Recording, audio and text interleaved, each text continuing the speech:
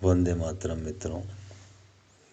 हम गीता के आलोक में कल डिस्कस कर रहे थे कि मनुष्य स्वयं अपना मित्र होता है और स्वयं शत्रु होता है।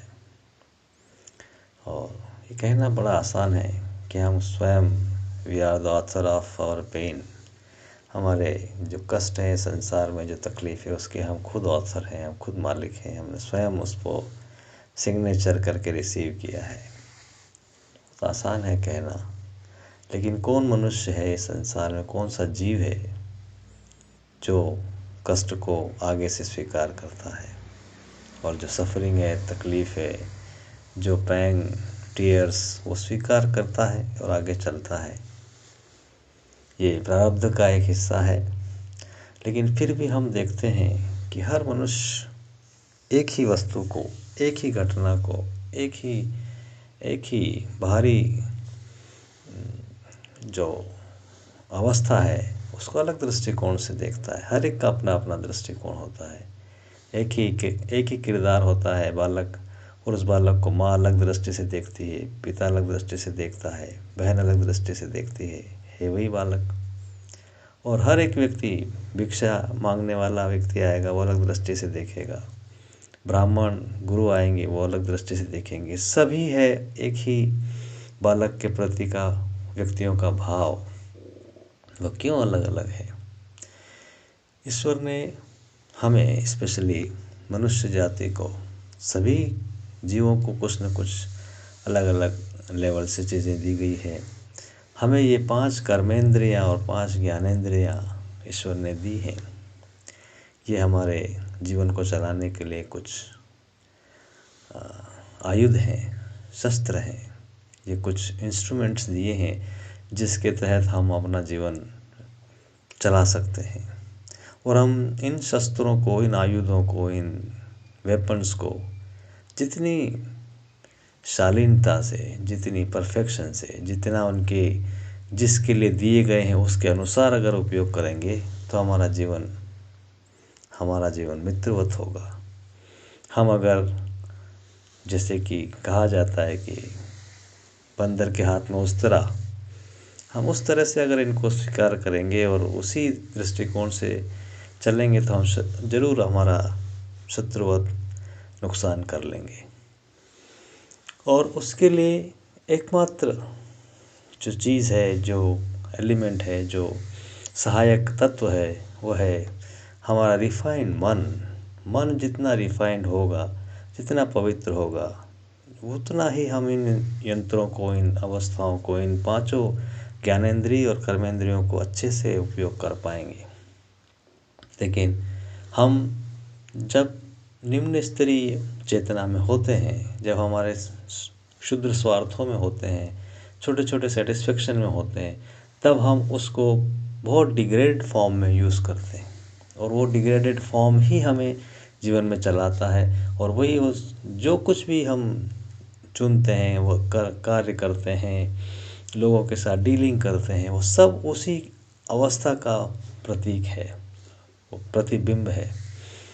तो जैसे जैसे हम इन ठोकरों से, कष्टों से गुजरते हैं और फिर उससे सीखते हैं और आगे चलते हैं, तो इसलिए हमारी प्रोग्रेस बहुत स्लो होती है मित्रों।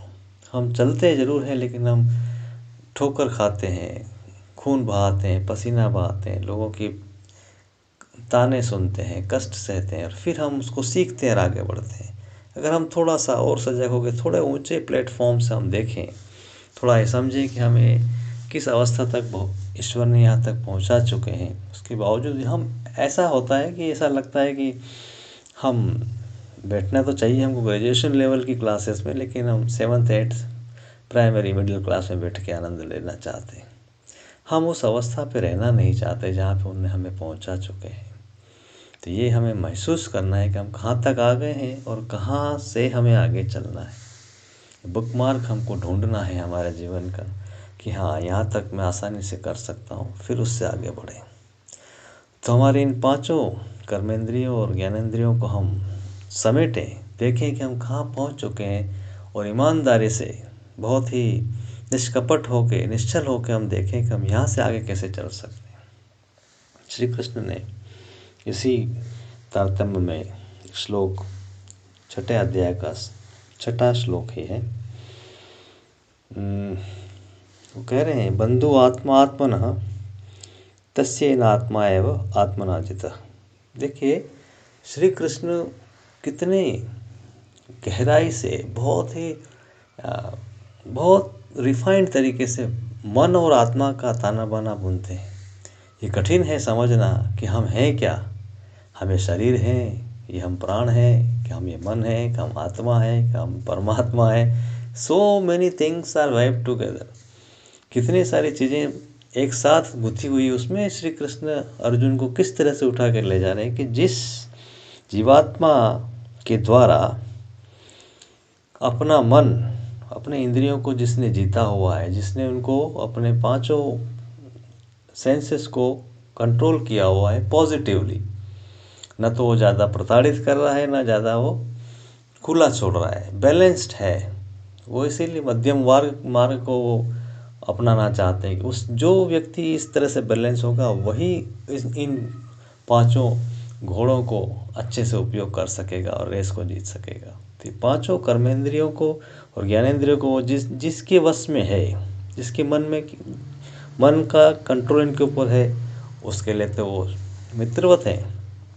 और जिसके मन से बाहर हैं, ये अपने अपने प्राण अपनी जगह जा रहा है, मन अपनी जगह जा रहा है, सारी इंद्रियां अपने अपने हिसाब से व्यभिचार में व्याप्त हैं, वो कभी सुखी नहीं रह सकता, उसके लिए वो शत्रुवत है।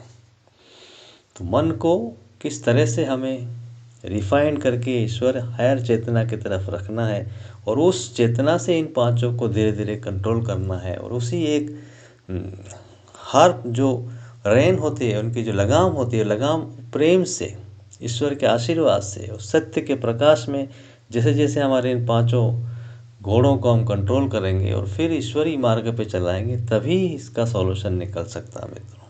तो श्री कृष्ण यही कह रहे हैं कि जिसके पांचों कर्मेंद्रियां और ज्ञानेंद्रियां जिनके मन के उच्च मन के अधीन हैं, उसके लिए तो वो शत्रु मित्रवत हैं, और जो उससे अगेंस्ट हैं, बिखरे हुए हैं, उसके लिए वो शत्रुवत है।